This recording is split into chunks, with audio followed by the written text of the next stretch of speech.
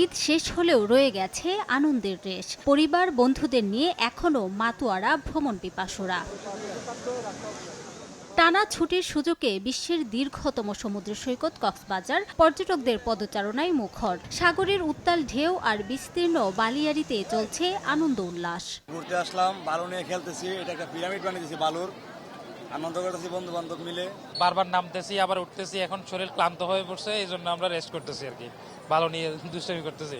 তবে সতর্কতার সংকেত উপেক্ষা করে ঝুঁকি নিয়ে পর্যটকরা নেমে যাচ্ছেন সমুদ্র স্নানে। অভিভাবকদের অসতর্কতায় সৈকতে হারিয়ে যাচ্ছে শিশুরাও। গত 7 দিনে প্রায় অর্ধশত হারানো শিশুকে উদ্ধার করে পরিবারের কাছে হস্তান্তর করা হয়েছে। হকার এবং পাবলিক অবচেতনা যে কাজগুলো করতেছে, যে যার মতো পলিথিন বোতল এগুলো ফেলে দিচ্ছে, এগুলো অবশ্যই পরিবেশের জন্য হুমকি। আমরা অল্প সংখ্যক যে লাইফগার্ড গুলো আছে তারা কিন্তু আমরা পর্যায়ক্রমে কিন্তু মাইকিং এর মাধ্যমে হুইসেল দিয়ে আমরা সরাসরি পানিতে নামে কিন্তু তাদেরকে সতর্ক করছি।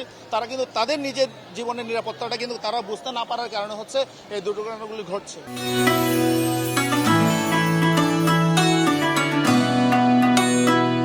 এদিকে রাঙামাটির কাপ্তাই হ্রদে এখনো পর্যটকদের উপচে পড়া ভিড়। পর্যটন মৌসুমের শেষ পর্যায়ে বহু পর্যটক আসায় খুশি ব্যবসায়ীরাও। আমরা ঘোরাফেরা করতেছি, 2 দিন যাবত আসছি, আমাদের কাছে খুবই ভালো লাগতেছে। আমাদের কাঙ্ক্ষিত লক্ষ্যমাত্রা আমি মনে করি পূরণ হয়েছে। নীল জলরাশিতে নৌকায় করে হ্রদ পাহাড়ের অপরূপ সৌন্দর্য উপভোগ করছেন পর্যটকরা। রিমু সিদ্দিক, সময় সংবাদ।